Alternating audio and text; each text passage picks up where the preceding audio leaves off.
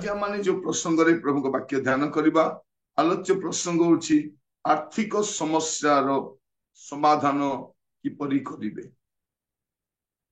आर्थिक समस्यार समाधान किपरि करिवे एटा हम समस्त अति जरूरी अटे। बहुत दिन मु प्रार्थना करुली प्रभु ए विषय कथा हबार अछि। अनेक घर को गले अनेक साक्षात कले सब बेले किछि ना किछि समस्या अभाव विषय कहते मुझे सबुखरे 6-7टी छोट छोट विषय रखापी चाहे जहाँ आपन जदि करेंगे आपण आर्थिक समस्या बाहरी पारे। अनेक को देखिए ऋण रे बुड़ी बुड़ी जाउछन प्रति मास अर्थ रहुना अभावर कथा सब बेले कहते। आज आम चिंता कर देखिबा ए संपर्क रे प्रथम विषय यदि आर्थिक समस्या समाधान किपरि पाइबे प्रथम विषय परिश्रमी हुआ। प्रथम विषय कौन करिबा अछि आमे परिश्रमी हेबा दरकार। प्रभु मान को अनुग्रह करंतु अनेक लोक अभावर कथा कहते सत कथा से कठिन परिश्रमी हुआ हितोपदेश तार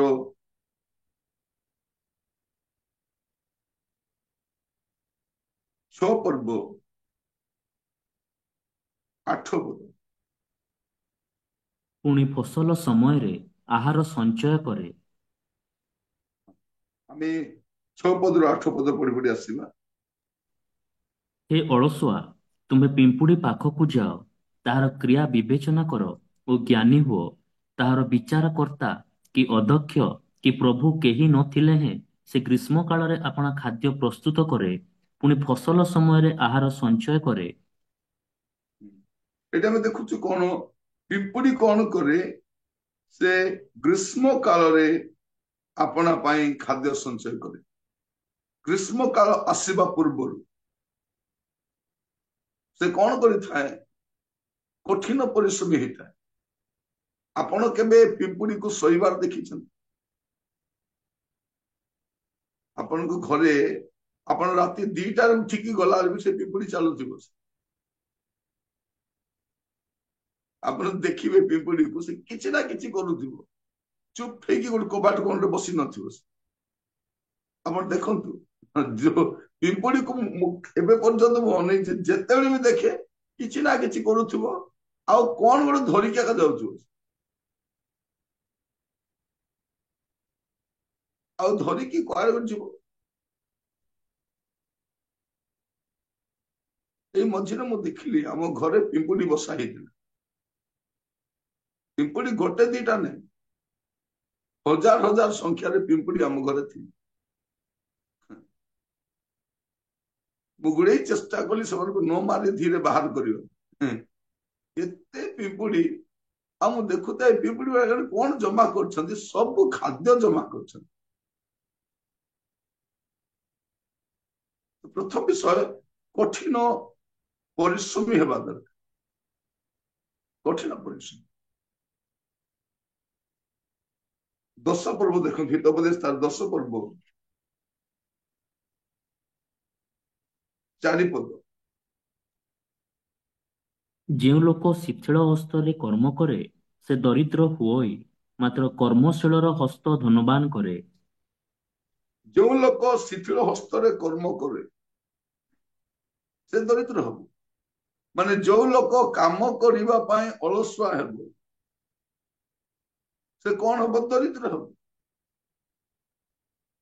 जदि आर्थिक समस्या बाहर अच्छी प्रथम विषय कठिन परिश्रमी हेबार अछि।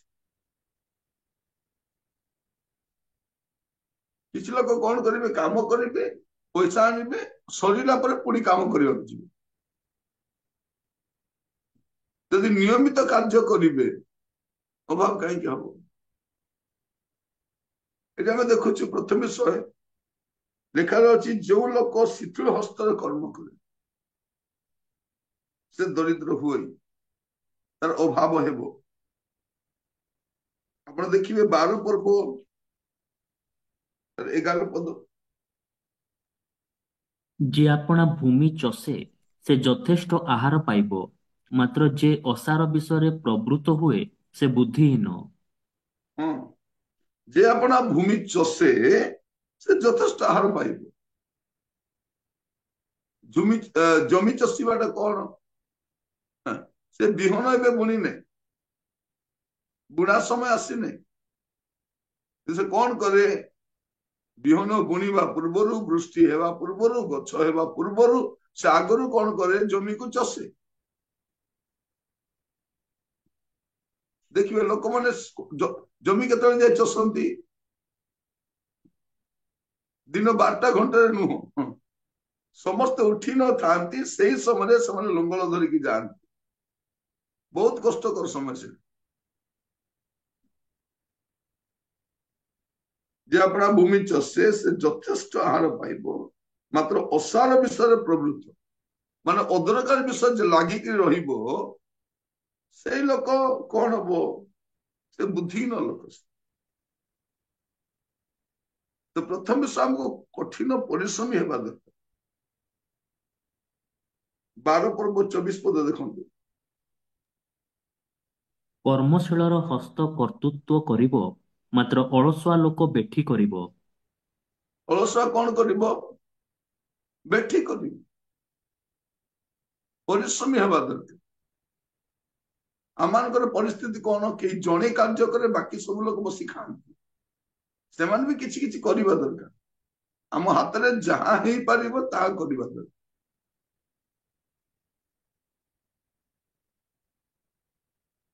ତ ପ୍ରଥମ ବିଷୟ କଠିନ ପରିଶ୍ରମୀ ହେବା। ଆପଣ ଯଦି ଦେଖିବେ ଆଦି ପୁସ୍ତକ ତାର 2 ପର୍ବ 15 ପଦ, ପୁଣି ସଦାପ୍ରଭୁ ପରମେଶ୍ୱର ସେହି ମନୁଷ୍ୟକୁ ନେଇ ଏଦନ ଉଦ୍ୟାନକୁ ସୁସଜ୍ଜିତ ଓ ରକ୍ଷା କରିବା ପାଇଁ ନିଯୁକ୍ତ କଲେ। ପ୍ରଭୁ କଣ କଲେ? ଆଦମ ହବାକୁ ବନେଇକି ଖାଲି କହିଲେ ନେ ତୁମେ ବେକାରରେ ବସିବ, ଆଉ ଯେତେବେଳେ ଭୋକ ଲାଗିବ ସେତେବେଳେ ଖାଇବ ବୋଲି। ସେମାନେ ପ୍ରଭୁ ସେମାନଙ୍କୁ କାର୍ଯ୍ୟ ଦେଲେ। ପ୍ରିୟ ଭାଇ ଭଉଣୀ ମାନେ, କୌଣସି କାର୍ଯ୍ୟ କରିବା ଲଜ୍ଜାକର ବିଷୟ ନୁହେଁ। କୌଣସି କାର୍ଯ୍ୟ କରିବା। ଏବେ ମଝିରେ ମୁଁ ଘରକୁ ଯାଇଥିଲି ଜୟପୁର। ଆମ ଘର ପଛଆଡେ ଗୋଟେ ନାଳିଆଟା ଅଛି, ପୁରା ଅଳିଆରେ ପରିପୂର୍ଣ୍ଣ ଥିଲା।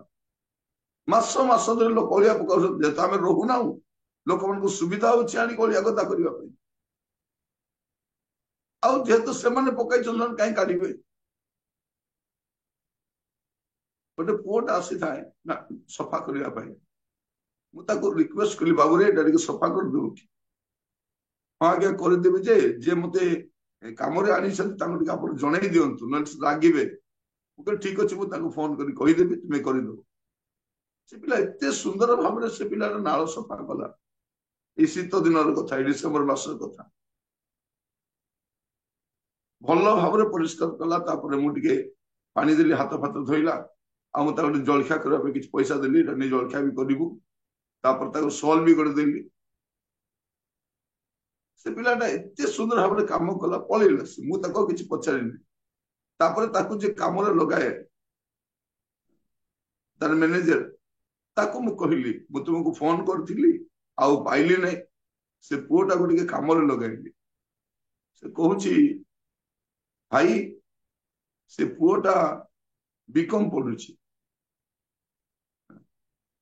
ସକାଳେ ସେ ନାଳ ସଫା କରୁଛି, ତାପରେ 11ଟା 12ଟାରେ କଲେଜକୁ ଯାଉଛି। ସେ ଭାବି ଦେଖନ୍ତୁ, ବିକମ୍ କରିବା ପୁଅଟା ନାଳ ସଫା କରି ଆସୁଛି। କହିବାର ଉଦ୍ଦେଶ୍ୟ କଣ? କାର୍ଯ୍ୟ କରିବା ପାଇଁ କୌଣସି ଲଜ୍ଜା ନାହିଁ। ତେଣୁ ପରିଶ୍ରମୀ ହେବା ଦରକାର, କୌଣସି ଗୋଟେ କାର୍ଯ୍ୟ କରିବା ଦରକାର। ଆପଣ ଯଦି ଦେଖିବେ ପ୍ରଥମ ତିମୋଥୀ 5 ପର୍ବ 8 ପଦ, ପ୍ରଥମ ତିମୋଥୀ 5 ପର୍ବ 8 ପଦ, କିନ୍ତୁ ଯଦି କେହି ଆପଣା ଆତ୍ମୀୟ, ବିଶେଷରେ ଆପଣା ପରିବାରର ତତ୍ତ୍ୱ ନ ନିଏ, ସେ ବିଶ୍ୱାସ ମତ ଅସ୍ୱୀକାର କରିଅଛି, ଆଉ ସେ ଅବିଶ୍ୱାସୀ ଠାରୁ ଅଧମ ଅଟେ। ହଁ ଜଣେ ବିଶ୍ୱାସୀ ବିଶ୍ୱାସୀ ବିଶ୍ୱାସୀ ବୋଲି କହୁଛି କିନ୍ତୁ କିଛି ବି ପରିବାର ଯତ୍ନ ନୁହେଁ। ପ୍ରଥମ ବିଷୟ କଣ କରିବା ଅଛି? ଆପଣ ପରିବାର ତତ୍ତ୍ୱ ନେବା ପାଇଁ ପରିଶ୍ରମୀ ହେବାର ଅଛି। କଣ ହେବା? ପରିଶ୍ରମୀ ହେବା। ପ୍ରଥମ ବିଷୟ ପରିଶ୍ରମୀ ହେବା। ଖାଲି ପରିଶ୍ରମୀ ହେଲେ ହବ ନାହିଁ। ଦ୍ୱିତୀୟ ବିଷୟ ବୁଦ୍ଧିମାନ ସହିତ ଖର୍ଚ୍ଚ କରିବାର ଅଛି। ଦ୍ୱିତୀୟ ବିଷୟ କଣ? ବୁଦ୍ଧିମାନୀ ସହିତ ଖର୍ଚ୍ଚ କରିବା। ଅନେକ ଲୋକ ପରିଶ୍ରମ କରି ପଇସା ତ ଆଣନ୍ତି କିନ୍ତୁ କେମିତି ଖର୍ଚ୍ଚ କରିବା ସେମାନେ ଜାଣନ୍ତି ନାହିଁ। ସେଇଥିପାଇଁ ସେମାନଙ୍କ ପଇସା ରୁହେ ନାହିଁ, ବାରମ୍ବାର ସେମାନେ ଅଭାବରେ ପଡେ।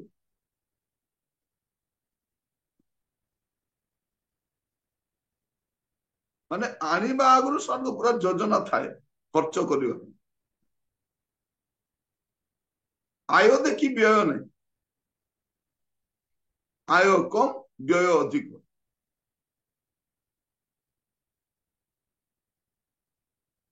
ମଝିରେ ମୁଁ ଜଣକୁ କଥା ହଉଥାଏ, ସେ କହୁଥିଲେ ଆଜ୍ଞା ମୁଁ ଯାହାବି କରେ ବ୍ରାଣ୍ଡେଡ ଜିନିଷ ବ୍ୟବହାର କରେ। କଣ ଜିନିଷ? ବାନିୟନ ବି ବ୍ରାଣ୍ଡେଡ, ଜୋତା ବି ବ୍ରାଣ୍ଡେଡ, ଡ୍ରେସ ବି ବ୍ରାଣ୍ଡେଡ।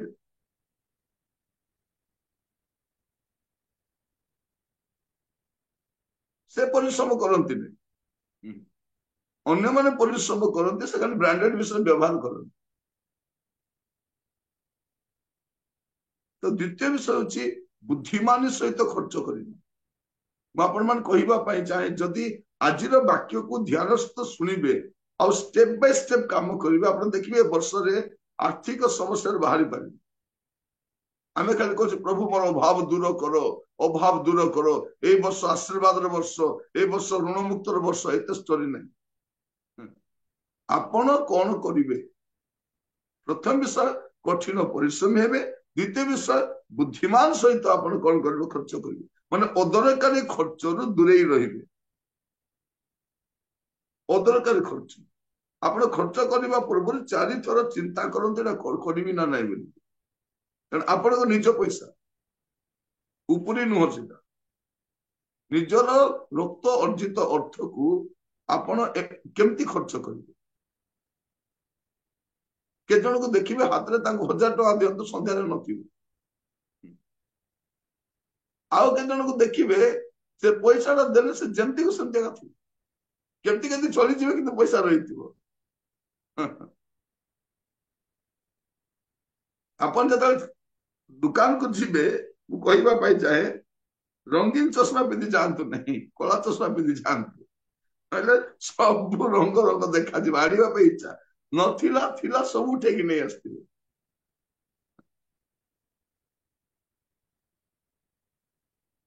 କହିବା ପାଇଁ ଚାହେଁ ଆପଣ ମାନଙ୍କୁ, ମୁଁ ବେଳେ ବେଳେ କଟକରେ ରହିଲେ ବାଲିଯାତ୍ରା ବୁଲିବା ପାଇଁ ଯାଏ। କେତେ ଜଣ ପୁରା କିଣିବାରେ ବ୍ୟସ୍ତ ଥାନ୍ତି, ଆଉ କେତେ ଜଣ ସବୁ ଦୋକାନ ବୁଲନ୍ତି, ଖାଲି ହାତରେ ପଳେଇ ଆସନ୍ତି।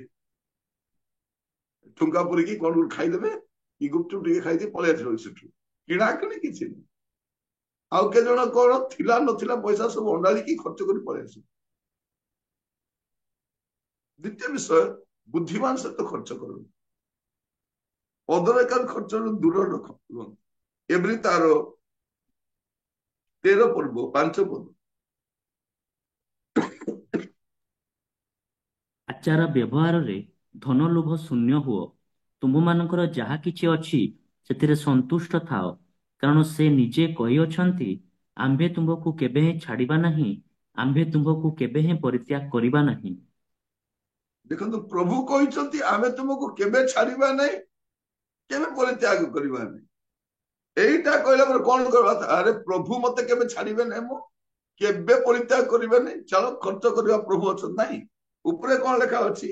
ଆଚାର ବ୍ୟବହାରରେ ଧନ ଲୋଭ ଶୂନ୍ୟ ହୁଅ, ତୁମ୍ଭର ଯାହା କିଛି ଅଛି, ଯାହା କିଛି ଅଛି ସେଥିରେ ସନ୍ତୁଷ୍ଟ ଥାଅ। ଆପଣ ପରିଶ୍ରମ କରି 5000 ଟଙ୍କା ଆଣିବେ, ସେତିକିରେ ସନ୍ତୁଷ୍ଟ ହେବାର ଅଛି। ଯାହା କିଛି ଅଛି, ଆଜି ଆପଣଙ୍କର ଥାଳିରେ ଭାତ ଶାଗ ଡାଲି ଅଛି, ସନ୍ତୁଷ୍ଟ ହେଇଯାଆନ୍ତୁ। ଯାହା କିଛି ଅଛି ସନ୍ତୁଷ୍ଟ ହେବାକୁ। ତ ଦ୍ୱିତୀୟ ବିଷୟ, ଆପଣ ବୁଦ୍ଧିମାନ ସହିତ ଖର୍ଚ୍ଚ କରିବେ। ଆଗକୁ ଆପଣ ଯାହା ବି ଖର୍ଚ୍ଚ କରିବେ ଟିକେ ଚିନ୍ତା କରିକି ଖର୍ଚ୍ଚ କରିବେ ଯଦି ରହିଯିବେ। ଆପଣ ଅନେକ ଅଦରକାରୀ ଖର୍ଚ୍ଚରୁ ବର୍ତ୍ତି ପାରିବେ। ଅନେକକୁ ଦେଖିବେ ମାର୍କେଟ ଯିବେ 4-5 ପ୍ରକାର ଡିଓ ନେଇ ଆସିଥିବେ ହେଲା। ସବୁ ପ୍ରକାର ପାଉଡର ଥିବ, ସାବୁନ ଗଦା ଥିବ, ପେଷ୍ଟ ଗଦା ଥିବ, କଣ ଅଛି?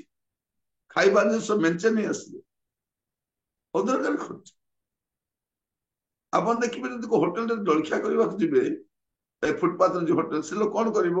ଆପଣ ଯଦି ତାକୁ କହିବେ ଉପମା ଟିକେ ଦିଅ, ସେ କହିବ ଉପମା ସହିତ ପୁରୀ ଟିକେ ଦେବି କି? କହିଲି କି? ସେ କହିବ ହଉ ହଉ ଦେଇଦିଅ, ଉପମା ପୁରୀ ଦେଇଦିଅ। ତାପରେ କହିବ ଭାଇନା ଟିକେ ଦୋସା ଗୋଟେ ପକେଇଦବା, ପକା ପକା ଦୋସା ଗୋଟେ ପକା। ଇଏ ଇଏ ବୋକା। ସମସ୍ତେ ଜଣେ ହୋଟେଲରେ ଖାଇଥିବ ମନେ ଥିବ ସେମାନଙ୍କର। ସେ ସେଇ ଟାଇପର କରେ। ତାପରେ କହିବ କଫି ଗୋଟେ ବନେଇଦବା, ଚାହା ନା କଫି ବନେଇବା, ହଲିକ୍ସ ବନେଇଦେବି କି? ଆମେ ଏତେ ପ୍ଲାନରେ ଯାଇନଥିବୁ, ଆମେ ଖାଲି ଉପମା ଖାଇ ଆସିବା ପାଇଁ ଯାଇଥିବୁ।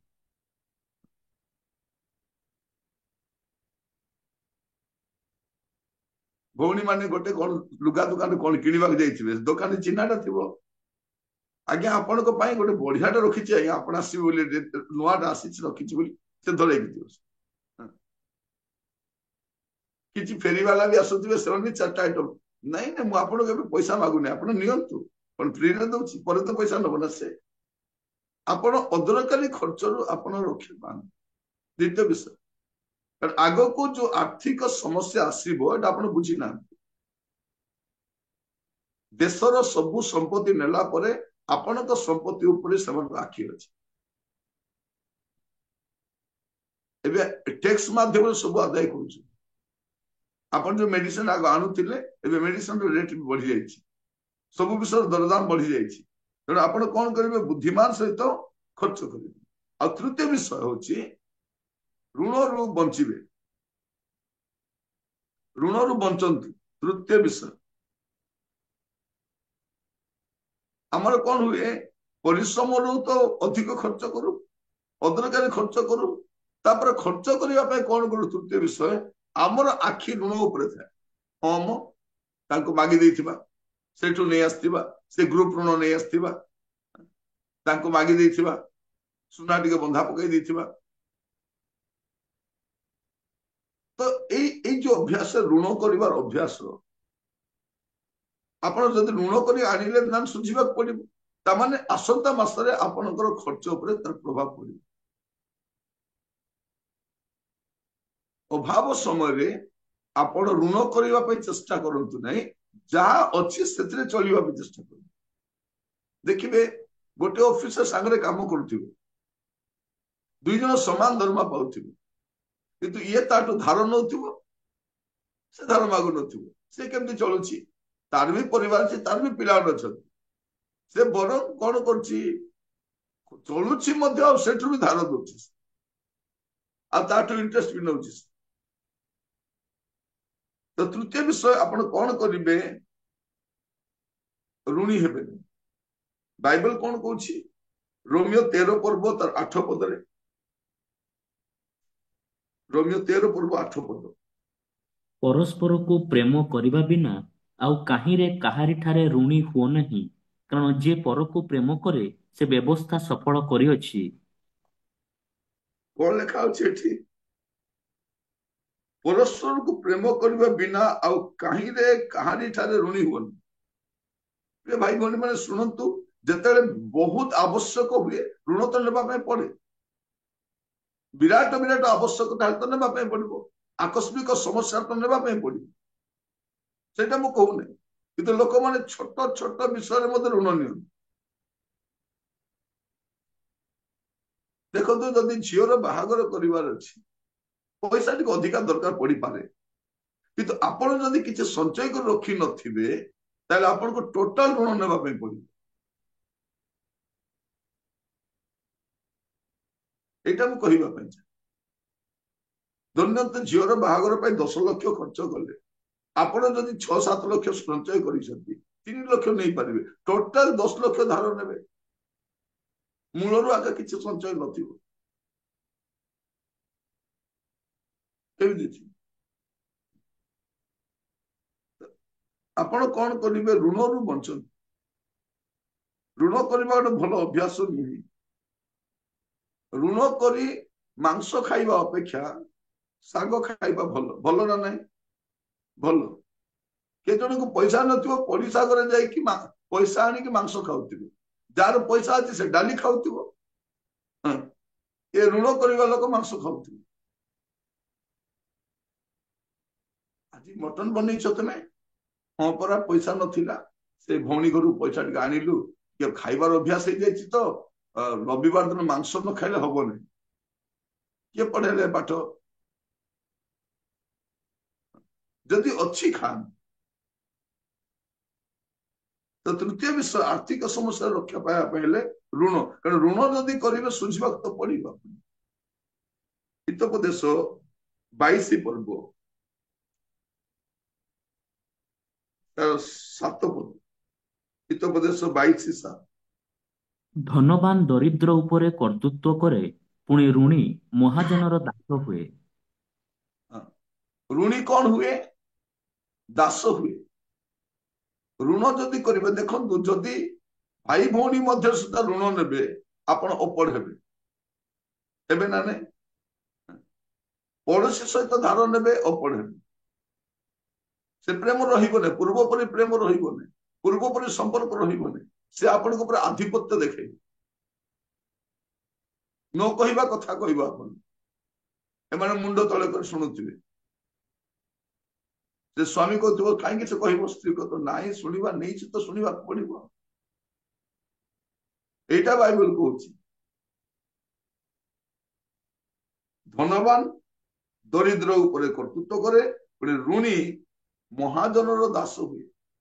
ସେ ଯେ ଋଣ ଦେଇଛି ଦାଣ୍ଡରେ ଆସି ପାଟି କରୁଥିବ, ଘରେ ଆଉ ନାହିଁ, ଏଇ ଅଛ କି, ବାହାର, କୁଆଡେ ଗଲ, ସବୁ ଅପମାନ ଶୁଣିବା ପାଇଁ ପଡେ କି ନାହିଁ? ତେଣୁ ଆପଣ ଚେଷ୍ଟା କରିବେ ଋଣ ନ ନେବା ପାଇଁ, ଯାହା ଅଛି ତାହିରେ ଚଳିବା ପାଇଁ। 26-27 ପଦ ମଧ୍ୟ ପଢନ୍ତୁ। ଯେଉଁମାନେ ହାତରେ ତାଳି ଦିଅନ୍ତି ଅବା ଋଣୀର ଲଗା ହୁଅନ୍ତି, ସେମାନଙ୍କ ମଧ୍ୟରେ ତୁମ୍ଭେ ଜଣେ ହୁଅ ନାହିଁ। ଯେବେ ପରିଶୋଧ କରିବାକୁ ତୁମର କିଛି ନଥାଏ, ତେବେ ସେ କାହିଁକି ତୁମ୍ଭ ତଳରୁ ତୁମର ଶଯ୍ୟା ନେଇଯିବ? ମାନେ ଋଣୀ ହେଇଛ ମାନେ ଶୋଇଥିଲେ ଉଠେଇକରି ତମର ଚଦର ବି ନେଇକି ଯିବ ସେ। ଦେଖିବେ, ଯେଉଁମାନେ ଋଣ କରିଥିବେ ଘରେ ବସି ସାମାନ ନଉଥିବେ।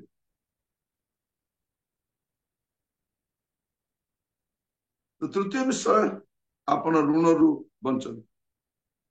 ପ୍ରଥମ, ପରିଶ୍ରମୀ ହୁଅନ୍ତୁ।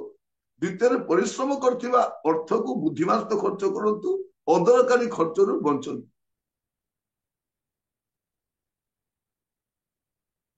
ଅଦରକାରୀ ଖର୍ଚ୍ଚ, ଆପଣ ଦେଖିବେ, ଯଦି ଘରେ ଜଳଖିଆ ବନେଇବେ ଅଳ୍ପ ଟଙ୍କାରେ ହେଇପାରିବ, କିନ୍ତୁ ବାହାରୁ ଯୋଉ ଜଳଖିଆ ଆଣିବେ, ଆପଣ ସେ ଦୋସା ଦେଖିଛନ୍ତି? ମତେ ସେ ଯେବେ ବି ସେ ଦୋସା ବନେଇବା ଦେଖେ ମୋର ମୁଣ୍ଡ ଖରାପ ହେଇଛି। ଖାଲି ପାଣି ଛିଞ୍ଚିଥିବ, ପାଣିଆ ପାଣି ଛିଞ୍ଚି ଦେଇକରି 60 ଟଙ୍କା।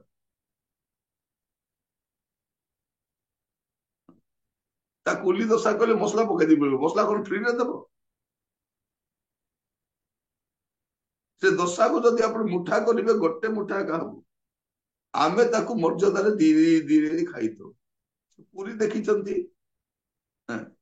ସେ ପୁରୀର ଲୋକ ଯଦି ଠକୁଛନ୍ତି, ଏ ପୁରୀ ବି ସେମିତିଟା। ପୁରୀ ଶବ୍ଦ ଆଗ ମଧ୍ୟ ସେମିତି। ଆପଣ ଦେଖେ, ପୁରୀକୁ ଦେଖିବେ, ସେ ପୁରୀରେ ଯଦି ଠକନ୍ତି, ଏ ପୁରୀ ବି ସେମିତି। ତାକୁ ମର୍ଯ୍ୟାଦାରେ ଖାଉ। ତାକୁ ଯଦି ଦବେଇ ଦେବେ, ଗୋଟେ ମୁଠା ବି ହବନି। କିଛି ତ ନଥିବ, ଫମ୍ପା,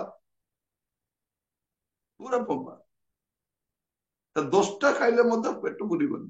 କିନ୍ତୁ ଘରେ ଆପଣ ଯଦି ଆଣି ରୁଟି ଟିକେ ବନେଇକି ଖାଇବେ ତରକାରୀ ସହିତ, କେମିତି ଥିବ? ଲୋକମାନଙ୍କୁ ସେଇଟା ପସନ୍ଦ ନାହିଁ। ବାହାର ତୁଣ୍ଡ ସୁଆଦିଆ ଲୋକ ବହୁତ ଅଭାବରେ ପଡନ୍ତି। ଋଣୀ କିଏ କରେ? ଏ ଜୀବ। ଏ ଜୀବକୁ ବୁଝାନ୍ତୁ, ତୁ ଖାଇବୁ ଦେ, ରହ, ଋଣ ମୁକ୍ତ ହେଲା ପରେ ଖାଇବୁ। ମୋର ଉପାର୍ଜନ ସେତିକି ନାହିଁ, ତୁ ବେଶୀ ଡେନ୍। ଜୀବ ତ ପରିଶ୍ରମ କରୁନାହିଁ। କିଏ ପରିଶ୍ରମ କରୁଛି? ହାତ ପରିଶ୍ରମ କରୁଛି। ଇଏ ଭିତରେ ଥାଇକି ଏଇଟା ଖାଇବି, ସେଇଟା ଖାଇବି, ସେଇଟା ଖାଇବି କରୁଛି। ତା ଗୋଟେ କଲରା ବଳି ଦିଅନ୍ତୁ, ଚୁପ୍ ହେଇଯିବ ସେ।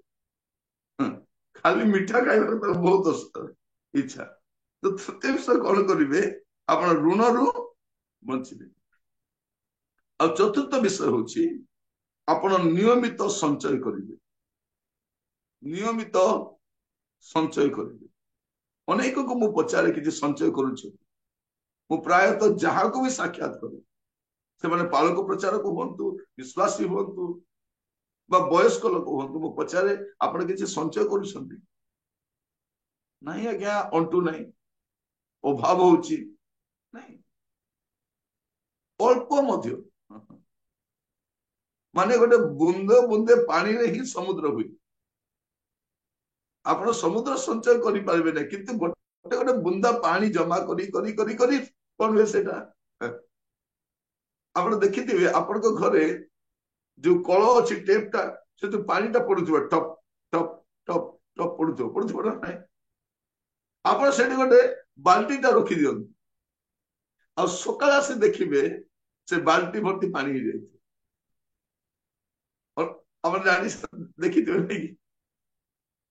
ଗୋଟେ ଗୋଟେ ଟୋପା ପାଣି ପଡିଥିବ, ଆପଣ ଟିକେ ଚେଷ୍ଟା କରି ଦେଖି, ଗୋଟେ ଗୋଟେ ଟୋପା ପାଣି ପଡି ପଡି ପଡି ସକାଳ ଭିତରେ ବାଲ୍ଟି ଭର୍ତ୍ତି ହେଇଯାଇଛି। ଠିକ ସେମିତି ଆପଣ ଯଦି ବୁନ୍ଦେ ବୁନ୍ଦେ ସଞ୍ଚୟ କରିବେ, ଟିକେ ଟିକେ ସଞ୍ଚୟ କରିବେ, ଆପଣ ଦେଖିବେ ଆର୍ଥିକ ସମସ୍ୟା ଦୂରେଇ ଯିବେ। ଏ ସଞ୍ଚୟଟା ଆପଣଙ୍କ ଅଭାବ ସମୟରେ ବହୁତ କାମରେ ଆସେ। ମାସକୁ ହୁଏତ 500 ଟଙ୍କା ହେଇପାରେ, 200 ଟଙ୍କା ହେଇପାରେ। ଭଉଣୀ ମାନେ ଦେଖିବେ 100 200 କୋଟି ରଖିଦେଇଥିବେ, ଭୁଲି ଯାଇଥିବେ, ଅଭାବ ସମୟରେ କାଢିବେ ସେ। ତେଣୁ ଋଣ କରିବା ପାଇଁ ପଡେନି। ବେଳେ ବେଳେ କଣ ହୁଏ, ସ୍ତ୍ରୀ ମାନେ, ବିଶ୍ୱସ୍ତ ସ୍ତ୍ରୀ ମାନେ ପରିଶ୍ରମ କରି ସ୍ୱାମୀକୁ ଆଣି ସବୁ ଧରେଇ ଦିଅନ୍ତି। ସେ ପାଇଲା ପରେ ପ୍ରେଜ ଦ ଲର୍ଡ, ଆଉ ପୁଣି ଖତମ। ହେଲେ ପଚାରିଲେ ଝଗଡା ହବ। ତ କଣ କରିବେ, ନିୟମିତ ସଞ୍ଚୟ କରିବେ। ଯଦି ଆପଣଙ୍କ ଛୁଆ ଅଛି ତା ପାଇଁ କିଛି ରଖିବେ, ମେଡିସିନ ପାଇଁ କିଛି ରଖିବେ, ଫେଷ୍ଟିଭାଲ ସମୟରେ ଖର୍ଚ୍ଚ କରିବା ପାଇଁ ରଖିବେ। ମୁଁ ଅନେକଙ୍କୁ ଦେଖେ ପିଲାର ଏଡମିସନ ସମୟରେ ହନ୍ତସନ୍ତ ହଉଥାନ୍ତି। ଯଦି ଆପଣ ପୁଅର ପଢା ପାଇଁ, ଝିଅର ପଢା ପାଇଁ କିଛି କିଛି ରଖିବେ, ଆରାମରେ ଆପଣ ସେମାନଙ୍କର କଣ କରିପାରିବେ, ସ୍କୁଲ ଫିସ୍ ବାନ୍ଧି ପାରିବେ। ବାନ୍ଧି ପାରିବେ ନା ନାଇଁ? ବାନ୍ଧି ପାରିବେ।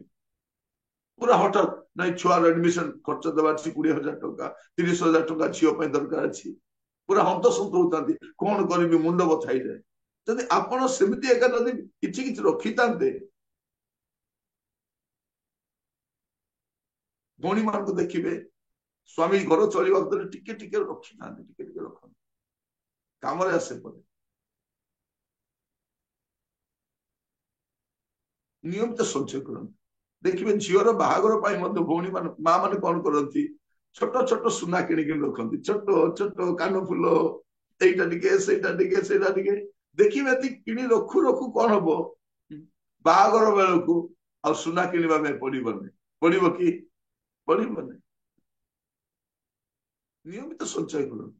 ଆପଣଙ୍କ ଘରେ ଏ ବାସନ କୁସନ କେମିତି ଏତେ ହେଲା, ଆପଣ ଏତେ ଆଣି ନାହାନ୍ତି। କେବେ ଗିନା କିଣିଲେ, କେବେ ଗ୍ଲାସ କିଣିଲେ, କେବେ ସ୍ପୁନ କିଣିଲେ, ଏବେ ଦେଖିବେ ଆପଣଙ୍କ ଘରେ ପୁରା ସାମାନ ଭର୍ତ୍ତି ହେଇଯାଏ। ହେଇଛି ନା ନାଇଁ? ହେଇଛି। ତ ଚତୁର୍ଥ ବିଷୟ, ନିୟମିତ ଭାବରେ କଣ କରିବେ, ସଞ୍ଚୟ କରିବେ। ହିତୋପଦେଶ 10 ପର୍ବ ତାର 5 ପଦ। ଗ୍ରୀଷ୍ମ କାଳରେ ଯିଏ ସଞ୍ଚୟ କରେ ସେ ବୁଦ୍ଧିମାନ ପୁତ୍ର, ମାତ୍ର ଫସଲ ସମୟରେ ଯିଏ ନିଦ୍ରିତ ଥାଏ ସେହି ପୁତ୍ର ଲଜ୍ଜାଜନକ। କଣ ଲେଖା ହେଇଛି? ଗ୍ରୀଷ୍ମ କାଳରେ ଯେ ସଞ୍ଚୟ କରେ ସେ ବୁଦ୍ଧିମାନ ପୁତ୍ର। ମାନେ ଯେ ସଞ୍ଚୟ କରେ ସେ ବୁଦ୍ଧିମାନ। ଭାଇ ଭଉଣୀ ମାନେ ନିୟମିତ ଭାବରେ ସତ୍ୟ ସମାଚାରରେ ଜଡିତ ହୁଅନ୍ତୁ। ଆପଣଙ୍କର ବ୍ୟବହାରିକ ଶିକ୍ଷା ପ୍ରତିଦିନ ଆପଣ ପାଇବେ। ମୁଁ ବି ପ୍ରାର୍ଥନା କରୁଛି, ମୋର ବି ବୋଝ, ଓଡିଶା ସାରା ବୁଲିକି ଦେଖିଛି ମୋର ଲୋକମାନଙ୍କର କଷ୍ଟ କଣ, କୋଉ ପ୍ରକାର ସମସ୍ୟା ଦେଇ ଗତି କରୁଛନ୍ତି। ମୁଁ ପ୍ରାର୍ଥନା କରି ଆସିଲେ ହବ ନାହିଁ, କିନ୍ତୁ ସେମାନେ ମଧ୍ୟ କିଛି କରିବାର ଅଛି। ପ୍ରଭୁ ଯୀଶୁ ଯାହାକୁ ଯାହାକୁ ସୁସ୍ଥ କଲେ କିଛି ଗୋଟେ କରିବା ପାଇଁ କହିଲେ। ସେଇଟା ସେ ଛୋଟ ବିଷୟ। ଆଜିଠାରୁ ଚେଷ୍ଟା କରିବେ, କଣ କରିବେ, ନିୟମିତ ସଞ୍ଚୟ କରିବେ, ଅଳ୍ପ ଅଳ୍ପ। ଅନେକଙ୍କୁ ଦେଖିବେ ଛୁଆ ମାନଙ୍କ ପାଇଁ ପୋଷ୍ଟ ଅଫିସରେ କିଛି ରଖନ୍ତି, ବ୍ୟାଙ୍କରେ କିଛି ଗୋଟେ ତାଙ୍କର ଯୋଜନା କରି ରଖନ୍ତି, ନିଜର ଘର ଖର୍ଚ୍ଚ ପାଇଁ କିଛି ରଖନ୍ତି। ଆପଣ ସଞ୍ଚୟ କରିବା ପାଇଁ ଲୋକ ହାତରେ ପଇସା ଦେବେନି, ହେଲା। ସେ କଣ କରିବ, ଆପଣ ଦଉ ଦଉ ସେ ଗିଳି ଦେଇଥିବ। ଆଜିର ସମୟରେ ସମସ୍ତେ ଅଭାବରେ ଅଛନ୍ତି, କାହିଁକି? ଅଦରକାରୀ ଖର୍ଚ୍ଚ ପଳେଇ ଆସିଛି। ଅଦରକାରୀ ଅନେକ ଦେଖିବେ, ଆଗ ଆମେ କେମିତି କିଣିବା ପାଇଁ ଯାଉଥିଲୁ ଭାଇ ଭଉଣୀ ମାନେ, ଆଗ ଦୋକାନରେ ଯାଉଥିଲୁ, ଆମେ ବାହାରେ ଠିଆ ହେଇ ସାମାନ ମାଗୁଥିଲୁ। ଏବେ ବଡ ବଡ ସପିଂ ମଲରେ ଯାଉଛୁ, ସବୁ ଗୋଦେଇ ଥାଉଛନ୍ତି, ଆମେ ଉଠେଇ ଆଣି ବିଲ୍ କରି ଆସୁଛୁ। ଆଉ ଆଗ ପଇସା ଦଉଥିଲୁ, ଏବେ କଣ ଦଉଛୁ? ମୋବାଇଲରୁ ପେମେଣ୍ଟ କରୁଛୁ, ଜଣା ପଡୁନି। ଆପଣ ଗୁଡେଇ ବିଷୟରେ ସାବଧାନ ହେବେ, କାରଣ ଆଗକୁ ଆର୍ଥିକ ସଙ୍କଟ ଆସୁଛି ଦେଶରେ। ମୁଷ୍ଟିମୟ ଲୋକ ହିଁ ଧନୀ ହେବେ, ଆଉ ଏମାନେ ତାଙ୍କ ତଳେ କାମ କରିବେ। ସାବଧାନ ହେବେ। ତ ଚତୁର୍ଥ ବିଷୟ, ନିୟମିତ ସଞ୍ଚୟ କରିବେ। ନିୟମିତ ସଞ୍ଚୟ କରିବେ। ପୁଣି ଥରେ ପଢିବା ସେଇ 6 ପର୍ବ, ହିତୋପଦେଶ 6 ପର୍ବ 8 ପଦ। ପୁଣି ଫସଲ ସମୟରେ ଆହାର ସଞ୍ଚୟ କରେ। କଣ କରେ? ଫସଲ ସମୟରେ ସବୁ ଖର୍ଚ୍ଚ କରିଦିଏ ନାହିଁ, ସେ ଆହାର ସଞ୍ଚୟ କରେ, ପଇସା ସଞ୍ଚୟ କରେ, ସଞ୍ଚୟ କରେ। ଆପଣ ଦେଖିବେ ଘର ମାନଙ୍କରେ ଭଉଣୀ ମାନେ ତେନ୍ତୁଳି ରଖିଥାନ୍ତି, ଆମ୍ବୁଲ ରଖିଥାନ୍ତି, ବେଳେ ବେଳେ ସେମାନେ ବଡି ବନେଇକି ରଖିଥାନ୍ତି। ଏଗୁଡାକ କଣ ପାଇଁ? ଯେତେବେଳେ କଷ୍ଟ ହୁଏ, ଗାଁ ଗଣ୍ଡାରେ ବି ଲୋକମାନଙ୍କୁ ଦେଖିବେ, ସେ ଟିକେ କାନ୍ଦୁଲ ରଖିଥାନ୍ତି, ଟିକେ ବିରି ରଖିଥାନ୍ତି, ଟିକେ କୋଳଥ ରଖିଥାନ୍ତି, ଟିକେ ମୁଗ ରଖିଥାନ୍ତି, ସେମାନେ କଣ ପାଇଁ? ଯେତେବେଳେ ଚଳିବା ପାଇଁ ବଳକା ସବୁ କଷ୍ଟ ହବ, ଏଇଗୁଡାକ କାଢିକି ସେମାନେ କଣ କରନ୍ତି? ବ୍ୟବହାର କରନ୍ତି। ଦିନ ବେଳା ଏ ପ୍ରକାର ବ୍ୟବହାର କରନ୍ତି। ଆମକୁ କଣ? ଦିନରେ ଚିକେନ, ରାତିରେ ମଟନ ଦରକାର। ତ ଏମିତିରେ ଖର୍ଚ୍ଚ କେମିତି ହବ? ତ ଆପଣ ଚତୁର୍ଥ ବିଷୟ, ନିୟମିତ ସଞ୍ଚୟ କରିବେ। ଦ୍ୱିତୀୟ କରନ୍ଥୀୟ 12 ପର୍ବ 14 ପଦ। ଦ୍ୱିତୀୟ କରନ୍ଥୀୟ 12 ପର୍ବ 14 ପଦ। ଦେଖ, ମୁଁ ତୁମମାନଙ୍କ ନିକଟକୁ ଯିବା ନିମନ୍ତେ ଏହି ତୃତୀୟ ଥର ପ୍ରସ୍ତୁତ ଅଛି, ଆଉ ମୁଁ ତୁମ୍ଭମାନଙ୍କର ଭାର ସ୍ୱରୂପ ହେବି ନାହିଁ, କାରଣ ମୁଁ ତୁମ୍ଭମାନଙ୍କର ଧନ ନ ଖୋଜି ତୁମ୍ଭମାନଙ୍କୁ ଖୋଜୁଅଛି। ଯେଣୁ ସନ୍ତାନ ସନ୍ତତି ମାନଙ୍କର ପିତାମାତାଙ୍କ ନିମନ୍ତେ ସଞ୍ଚୟ କରିବା ଉଚିତ ନୁହେଁ, ମାତ୍ର ସନ୍ତାନ ସନ୍ତତି ମାନଙ୍କ ନିମନ୍ତେ ପିତାମାତାଙ୍କର ସଞ୍ଚୟ କରିବା ଉଚିତ। ଆଣ୍ଡରଲାଇନ କରିଥାନ୍ତୁ ଯେ ସନ୍ତାନ ସନ୍ତତିଙ୍କ ନିମନ୍ତେ ପିତାମାତାଙ୍କର ସଞ୍ଚୟ କରିବା ଉଚିତ, ଅନୁଚିତ ନୁହେଁ, ଉଚିତ ଉଚିତ। ପ୍ରିୟ ଭାଇ ଭଉଣୀ ମାନେ, ପ୍ରଭୁ ଆମମାନଙ୍କୁ ଅନୁଗ୍ରହ କରନ୍ତୁ। ଲେଖା ଯାଉଛି ସନ୍ତାନ ସନ୍ତତି ମାନଙ୍କ ନିମନ୍ତେ ସଞ୍ଚୟ କରିବା ଉଚିତ। ମୁଁ ପ୍ରତ୍ୟେକଙ୍କୁ ପଚାରେ, କିଛି ରଖୁଛ? କିଛି ସଞ୍ଚୟ କରୁଛ? ନାଇଁ ଭାଇ, ମୁଁ କହେ କିଛି ବି ରଖ। ମୁଁ ଯେଉଁମାନଙ୍କୁ ସାକ୍ଷାତ କରେ ସେମାନଙ୍କୁ ମୁଁ ପରାମର୍ଶ ଦିଏ। ମୁଁ ଖାଲି କୁହେ ନା ପ୍ରଭୁଙ୍କ ଭରସା କର। ପ୍ରଭୁ ବି ଆମକୁ ଜ୍ଞାନ ଦେଇଛନ୍ତି, ହିତାହିତ ଜ୍ଞାନ ଦେଇଛନ୍ତି। ଆମେ ବି କଣ କରିବା ଦରକାର? କିଛି କିଛି। ଆଜିର ଶିକ୍ଷା ହୁଏତ ଆପଣ ମାନଙ୍କୁ ଭଲ ଲାଗି ନପାରେ, ଅନେକଙ୍କୁ କଣ୍ଟା ପୋଡିଲା ଭଳିଆ ଲାଗୁଛି, କାହିଁକି? ଅନେକ ଅଦରକାରୀ ଖର୍ଚ୍ଚ। ସମସ୍ତଙ୍କ ମୁହଁକୁ ମୁଁ ଦେଖୁଛି, କାହାର ମୁହଁରେ ପାଣି ନାହିଁ। এইটা ଏକା ଜୁମରେ ବସିବା, ୟୁଟ୍ୟୁବରେ ବସିବାର ଫରକ। ୟୁଟ୍ୟୁବରେ ଜଣେ ଅଛନ୍ତି, ତା ମୁହଁ ବି ଦେଖି ପାରୁନି। ଜୁମରେ ସମସ୍ତଙ୍କ ମୁହଁ ଦେଖି ସମସ୍ତଙ୍କ ଫିକା ପଡିଯାଇଛି, କାରଣ ଆମେ ସମସ୍ତେ ଭୁଲ କରିଛୁ। ଭାଇ ଭଉଣୀ ମାନେ, ଆପଣ ହିଁ କରିନାହାନ୍ତି, ମୁଁ ବି ଭୁଲ କରିଛି, ଆଉ ତାର ପରିଣାମ ମୁଁ ବି ଭୋଗିଛି। ମିଶନରେ କାର୍ଯ୍ୟ କରିବା ସମୟରେ ପ୍ରାୟ 12-13 ବର୍ଷ ପର୍ଯ୍ୟନ୍ତ ମୋର ବ୍ୟାଙ୍କ ଆକାଉଣ୍ଟ ନଥିଲା। ଯଦି ଥାନ୍ତା, ମୁଁ 200, 300, 500 ସଞ୍ଚୟ କରିଥାନ୍ତି। ଅବଶ୍ୟ ମୋ ପଇସା ବହୁତ କମ ଥିଲା, କିନ୍ତୁ ଯଦି ମୋର ସେ ଅଭ୍ୟାସ ଥାନ୍ତା, ମୁଁ ରଖିଥାନ୍ତି। ନାହିଁ, ସେଭିଂସ କିଛି ନାହିଁ। ମିଶନ ଛାଡିଲା ବେଳେ ଜିରୋ, କିଛି ପଇସା ନାହିଁ। 15 ବର୍ଷ ମିଶନରେ କାମ କଲି। ମିଶନ ଛାଡିଲା ବେଳକୁ 238 ରୁପିସ ମୋର ଆକାଉଣ୍ଟରେ ଥିଲା। କେତେ? 238। 2238 ଥାନ୍ତା। ଏଇଟା ମୁଁ କହିବା ପାଇଁ ଚାହେଁ। ମୁଁ ମୋର ଶିଖିଛି, ମୁଁ ସେଇଟା ମୁଁ କହୁଛି ଆପଣ ମାନଙ୍କୁ। ମୁଁ ଯୋଉ କଷ୍ଟ ଦେଇ ଯାଇଛି ସେଇଟା ମୁଁ ଆପଣଙ୍କୁ କହୁଛି। ମୁଁ ଏତେ କୋଉଠୁ ଜ୍ଞାନୀ, ମୋର ଅଭିଜ୍ଞତାରେ ମୁଁ କହୁଛି। ତେଣୁ ଆପଣ ମାନେ ମଧ୍ୟ ଶିଖନ୍ତୁ। କଣ କରିବେ? ନିୟମିତ ସଞ୍ଚୟ କରିବେ, ନିୟମିତ ସଞ୍ଚୟ କରିବେ। ପ୍ରଥମ ବିଷୟ କଣ? କଠିନ ପରିଶ୍ରମୀ ହେବେ। ଆଉ ଅର୍ଥ ଆସିଲା ପରେ ପ୍ରାର୍ଥନା ସହିତ ବୁଦ୍ଧିମାନ ସହିତ ଖର୍ଚ୍ଚ କରିବେ। ଅଦରକାରୀ ବିଷୟ ଗୁଡାକ ଆଣିବେନି। ତେଣୁ ମୁଁ ଆପଣମାନଙ୍କୁ କହୁଥିଲି ଗତ ଏପିସୋଡରେ, ଗୋଟେ ଡାଏରୀ ମେଣ୍ଟେନ କରନ୍ତୁ, ଲେଖନ୍ତୁ। ମାସକର ଖର୍ଚ୍ଚ ଲେଖିବେ, ମାସ ଶେଷରେ ବସି ଦେଖିଲା ବେଳକୁ ଅନେକ ଅଦରକାରୀ ଖର୍ଚ୍ଚ ହେଇଯାଇଥିବ। ତେଲ ସେତେ ଆଣିବାର ନଥିଲା, ଚିନି ସେତେ କିଣିବାର ନଥିଲା, ମିଠା ଏତେ କିଣିବାର ନଥିଲା, ଖାଦ୍ୟ ଅନେକ ଫୋପାଡ଼ିଛୁ ଆମେ। ଆପଣ 4 ଜଣ ଥିବେ, କିଲେ ଚିକେନ କାହିଁକି ଆଣିବେ? ଲୋକ ଦେଖି ମାଛ କିଣନ୍ତୁ, ନା ବଡ ମାଛ ନେଇଯାଆନ୍ତୁ ବୋଲି କାହିଁକି ଆଣିବେ? ବଡ ମାଛ, ମାଛ ବେଶୀ ହେଲେ ତେଲ ବି ବେଶୀ ହୁଏ, ମସଲା ବି ବେଶୀ ହୁଏ। ଆପଣଙ୍କୁ ଯେତିକି ଦରକାର ସେତିକି ଆଣନ୍ତୁ। ମୁଁ ଦେଖିଛି ଅନେକ ଦୋକାନରେ ମାଛ କିଣିବା ସମୟରେ ଛୋଟ ପିସ୍ ଗୋଟେ ମାଗନ୍ତି, ଛୋଟ ପିସ୍ 3-4 ପିସ୍ ବାହାରିବ। ମୁଁ ଦେଖେ, ଅନାଏ ସେମାନଙ୍କୁ, ବାରେ ବା, ଆମେ 2 ଜଣ ଆଣିଥାଉ ବଡ ମାଛ ଗୋଟେ, ସେମାନେ 2 ଜଣ ଥିବେ, ଗୋଟେ ବଡ ମାଛ ନେଇ ଆସିଥିବେ।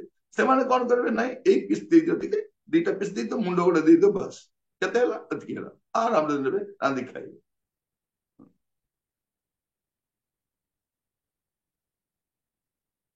ପ୍ରଭୁ ଆମମାନଙ୍କୁ ଅନୁଗ୍ରହ କରନ୍ତୁ ବୁଝିବା ପାଇଁ ଯେ ବୁଦ୍ଧିମାନ ସହିତ ଖର୍ଚ୍ଚ କରିବା।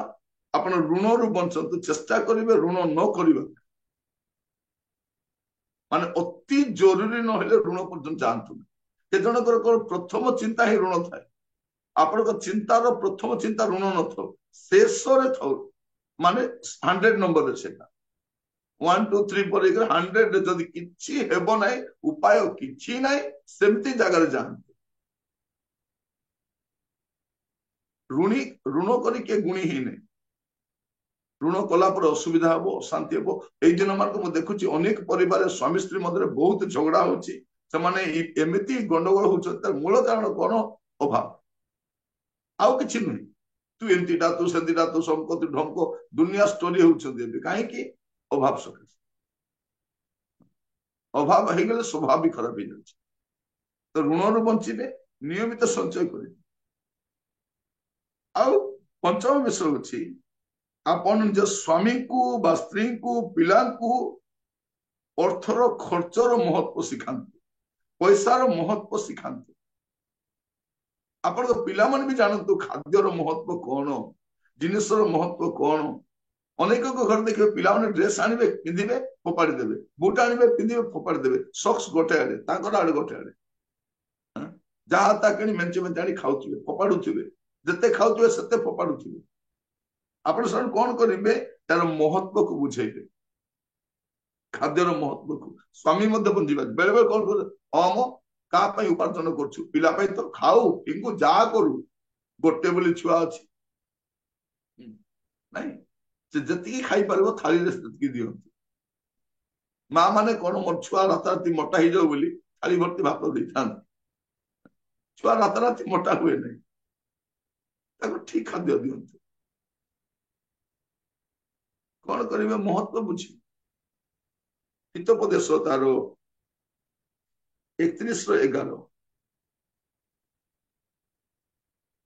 ତାହାର ସ୍ୱାମୀର ହୃଦୟ ତାଠାରେ ନିର୍ଭର କରେ, ପୁଣି ତାହାର ଲାଭର ଅଭାବ ହୁଏ ନାହିଁ। କଣ କରେ? ତାର କ୍ଷତି ହୁଏ ନାହିଁ, ତାର ଲାଭର ଅଭାବ ହୁଏ ନାହିଁ। ତାର ସ୍ୱାମୀ, ତା ତଳକୁ ଆସୁ, ତାର ଛୁଆ ମାନେ ମଧ୍ୟ ତା ଉପରେ ନିର୍ଭର କରନ୍ତି। ସେ ମା ହୁଅନ୍ତୁ କି ବାପା ହୁଅନ୍ତୁ, ସେ ଚେଷ୍ଟା କରନ୍ତୁ କ୍ଷତି ଆଡକୁ ନାହିଁ, ଲାଭ କରିବା। ଆପଣ ଚେଷ୍ଟା କରନ୍ତୁ ଆପଣଙ୍କ ଘରେ ଆପଣଙ୍କ ଖର୍ଚ୍ଚର, ପଇସାର ମହତ୍ଵ ବୁଝିବା ପାଇଁ, ଜିନିଷର ମହତ୍ଵ ବୁଝିବା ପାଇଁ। ଫିଙ୍ଗା ଫୋପଡା କରୁଥାନ୍ତି, ଗାଧେଇବେ, ସେ ସାବୁନ ସେମିତି ପଡିଥିବ, ସେ ଟାୱଲଟା ସେମିତି ଓଦା ହେଇକି ପଡି ରହିଥିବ। ଦେଖି ମନେ କରେ ସେ ଟାୱଲ ସେଠି ଓଦା ହେଇକି ସେଠି ଆଉ ଶୁଖିବ, ବାହାରେ ଶୁଖାଇବାକୁ ବି ନିଅନ୍ତିନି। ଲୁଗାପଟା ଫୋପାଡ଼ି ଦେଇଥାନ୍ତି ଇଆଡେ ସିଆଡେ, ମୂଷା କାମୁଡି ଦେଲେ ଫୋପାଡ଼ି ଦେବା କଥା। ସେ ଖାଦ୍ୟର ମହତ୍ଵ।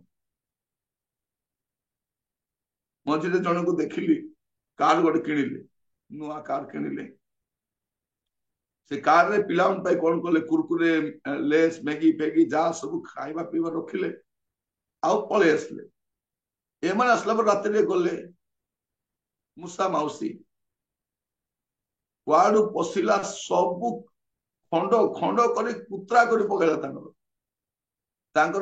माने आउ तार छत्या करदेला से केते दिन पर देखला बेलू किछि ने फंपा वायर मन सब काटी देछि भीतर सब खाई देछि से कहला आज्ञा 4 लाख टका खर्च होला नुआ कार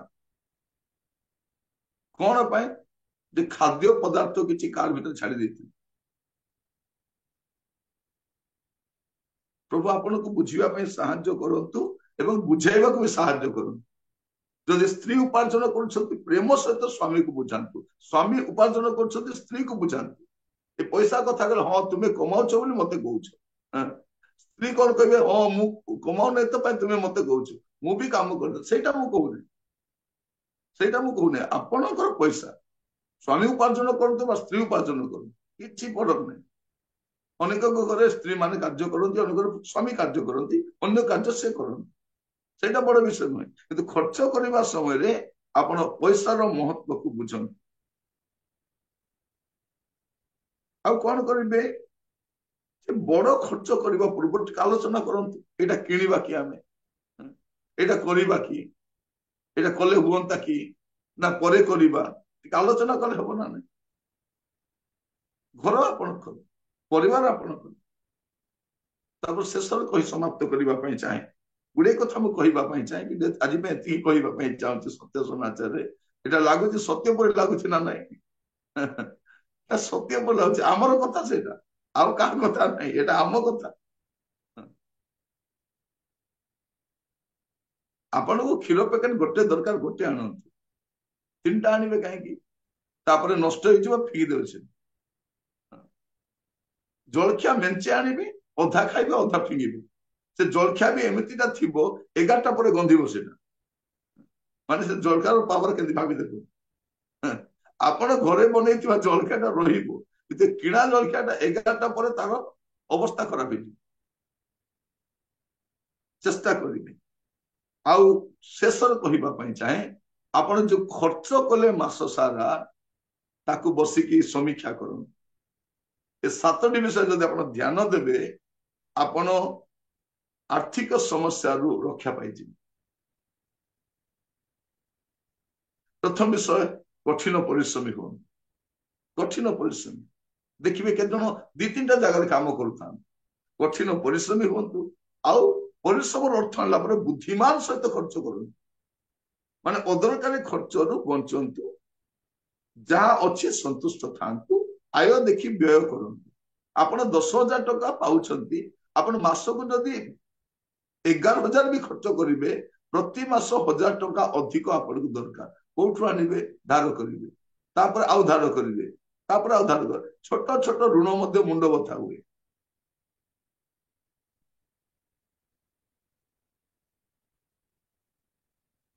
ऋण बंचे नियमित संचय करेंगे टिके टिके अल्प अल्प भी संचय करेंगे तापर कौन करेंगे आपनकर पुओ झियो समस्त को आपण अर्थर महत्व को बुझेबे नष्ट करने को देवे नहीं प्रेम सहित बुझेबे रागिबा नहीं पिला भी चिड़ी जाते हाँ तू दौचु बोली कहूँ ना दौचु मु भी कमेबी देखू तापर मु कहबी नहीं सेटा नु तापरे बड़ खर्च करने पूर्व टिके आलोचना करवा कि स्वामी स्त्री बस कथा हूँ यहाँ करवा कि यहाँ आनिबा कि बेले बेले स्वामी नहीं आसती स्त्री भी जानती कहीं आनिले तो आनिले तते पचारि तते पचारि आनिबी मु स्वामी ही मो इच्छा कि तुम इच्छा जे जो टंकार बोझटा पड़ुछि भौणी मैंने आपण स्वामी मार्केट जीवा समय आपण मार्केट जीवा समय छोटिया चिठा नहीं जातु परिवा कौन आनिबे सामान कौन आनिबे देखिए आप अनेक अदरकार कर भावते हो नहीं जाइए नहीं जाइए कौन पे नहीं जाइए अनेक सहर में पनीपरिया मिल कि फ्रिज आनी गदा कर फ्रिज सड़ीगले काढ़ फोपाड़ी ये पूरा फ्रिज फोपाड़ू मिलूँ ना आप चलला जाए कि आसपारे शेष ଖର୍ଚ୍ଚ ପରେ ବସିକି ଟିକେ ସମୀକ୍ଷା କରିବେ। ତେବେ ଆପଣ ଦେଖିବେ, ଆପଣ ଦେଖନ୍ତୁ ଯାହା ମାସ ସାରା କିଣିଛନ୍ତି ଖର୍ଚ୍ଚ କରିଛନ୍ତି, ବସିକି ଯଦି ସେ ତାଲିକାକୁ ପୁଣି ଥରେ ଦେଖିବେ ଆପଣ ଜାଣିପାରିବେ। ଧନ୍ୟବାଦ। ଆପଣ ଟ୍ରେନରେ ଯାଉଛନ୍ତି ବା ବସରେ ବି ଯାଉଛନ୍ତି, ଆପଣ କିଛି ଖାଦ୍ୟ ବନେଇକି ନିଅନ୍ତୁ ଘରୁ, ଆରାମରେ ଆପଣ ଗୁଡାଏ ଖର୍ଚ୍ଚରେ ବଞ୍ଚିଯିବେ। କିଛି ଖାଇବା ଜିନିଷ ନେଇଯିବେ, ଆରାମରେ ଟ୍ରେନରେ ଖାଇପାରିବେ। ଅନେକ ଲୋକ କଣ, ହଁ ମୋ ଟ୍ରେନରେ ମିଳିବ, ଚାଲ ଟ୍ରେନରେ ଖାଇଦେବା, ଟ୍ରେନରେ ବୁଲିଦେବା, ପୁରା ମେଞ୍ଚେ ପଇସା ଖର୍ଚ୍ଚ କରି ଆସିଥାନ୍ତି। ପ୍ରଭୁ ଆମମାନଙ୍କୁ ଅନୁଗ୍ରହ କରନ୍ତୁ, ଆର୍ଥିକ ସମସ୍ୟାରୁ ଆମେ କେମିତି ବାହାରି ପାରିବୁ। ଏବେ ଆପଣଙ୍କ ସମସ୍ୟା ହଉନି, ଆପଣ ଜାଣିପାରୁନାହାନ୍ତି, ଟାଇମ ଆସିବ, କେତେ ବଡ ଧନୀ ଲୋକ ହେଲେ ମଧ୍ୟ ସମସ୍ୟା ଦେଇକି ଯାଏ ସେ। କାହିଁକି? ସେ ଅର୍ଥ ଉପରେ ତାର ନିୟନ୍ତ୍ରଣ ନଥାଏ। ତାପରେ କଣ କରେ, ସେ ଅର୍ଥ ତାକୁ ଅନେକ ଅସାଧୁ କାର୍ଯ୍ୟ କରିବା ପାଇଁ ପଡେଇନି। ଲୋକମାନେ କାହିଁକି ଧାର କରଜ ନଉଛନ୍ତି, କାହିଁକି ଲୋକମାନେ ଲାଞ୍ଚ ନଉଛନ୍ତି, କାହିଁକି ଭୁଲ କାମ କରୁଛନ୍ତି, ଭୁଲ ଉପାୟରେ କାହିଁକି? ମୂଳ କଥା କଣ, ତାଙ୍କର ଆୟ ଅପେକ୍ଷା ବ୍ୟୟ ଅଧିକ ଥାଏ। ପ୍ରାର୍ଥନା କରିବା। ଅନୁଗ୍ରହକାରୀ ପିତା ପରମେଶ୍ୱର, ଆମେ ଆପଣଙ୍କ କତିକି ଆସୁଛୁ।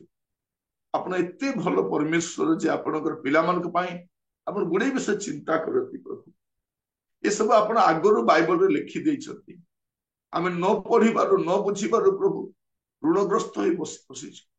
ଘରେ ଅଶାନ୍ତି, କଳହ, ଅନିଦ୍ରା, ବିବାଦ, ଲୋକହସା, ଆମେ ଗୁଡେ ବିଷୟ ହଉଛି ପ୍ରଭୁ। ମୁଁ ପ୍ରାର୍ଥନା କରୁଛି ଆମର ପ୍ରତ୍ୟେକଙ୍କୁ ସାହାଯ୍ୟ କର, ଦୟାକର ପ୍ରଭୁ। ଯେଉଁମାନେ ଆର୍ଥିକ ସଂକଟ ଦେଇ ଗତି କରୁଛନ୍ତି, ସେମାନେ ଯେପରି ସମସ୍ୟାରୁ ବାହାରି ପାରିବେ ଦୟାକର। ଆଗକୁ ପ୍ରଭୁ ସ୍ୱାମୀ ସ୍ତ୍ରୀ ମଧ୍ୟରେ ଗୋଟେ ଭଲ ବୁଝାମଣାସ୍ଥ ଖର୍ଚ୍ଚ କରିବେ, ପିଲାମାନଙ୍କୁ ଶିଖେଇବେ ପ୍ରଭୁ ଦୟାକର। ଅଦରକାରୀ ଖର୍ଚ୍ଚରୁ ବଞ୍ଚିବା ପାଇଁ ଦୟାକର ପ୍ରଭୁ। ଅନେକଙ୍କ ଜୀବନରେ ପ୍ରଭୁ ଏ ପ୍ରକାର ସମସ୍ୟା ଦେଇ ଗତି କରୁଛନ୍ତି, ଅନ୍ୟମାନଙ୍କୁ ଦେଖି ସେମାନେ ପରି ହେବା ପାଇଁ ଚାହୁଁଛନ୍ତି ପ୍ରଭୁ ଦୟାକର। ସମସ୍ତଙ୍କ ପାଇଁ ନିରୂପିତ ସମୟ ଅଛି, ନିଜ ସମ୍ବଳରେ ବଳରେ ପ୍ରଭୁ ସନ୍ତୁଷ୍ଟ ରହିବା ପାଇଁ ସାହାଯ୍ୟ କର ପ୍ରଭୁ। ଆମମାନଙ୍କୁ ସାହାଯ୍ୟ କର, ଯାହା କିଛି ଅଛି ସେଥିରେ ସନ୍ତୁଷ୍ଟ ରହିବା ପ୍ରଭୁ। ଋଣମୁକ୍ତ ଜୀବନ କାଟିବା ପାଇଁ ସାହାଯ୍ୟ କର, ଦୟାକର ପ୍ରଭୁ। ଖର୍ଚ୍ଚ ପରେ ସମୀକ୍ଷା କରିପାରିବେ, ବସି ବିବେଚନା କରିପାରିବେ, ଏଥିପାଇଁ ମଧ୍ୟ ଅନୁଗ୍ରହ କର ପ୍ରଭୁ। ଆମେ ଅନେକ ଅଲରେଡି ପ୍ରଭୁ ସମସ୍ୟା ଦେଇ ଗତି କରୁଛୁ, ଅନେକଙ୍କର ଗୁଡେ ସମସ୍ୟା ଆସି ସାରିଛି ପ୍ରଭୁ। ସଞ୍ଚୟ କରିବା ପାଇଁ ଶିଖାଅ, ଯେପରି ସେମାନେ ଧୀରେ ଧୀରେ ଋଣମୁକ୍ତ ହେଇପାରିବେ। ଅନୁଗ୍ରହ କର, ଦୟା କର ପ୍ରଭୁ। ପ୍ରାର୍ଥନା ଶୁଣିଲ, ଧନ୍ୟବାଦ। ଯୀଶୁଙ୍କ ପ୍ରିୟ ନାମରେ ମାଗିଲି ରାଜା, ଆମେନ୍।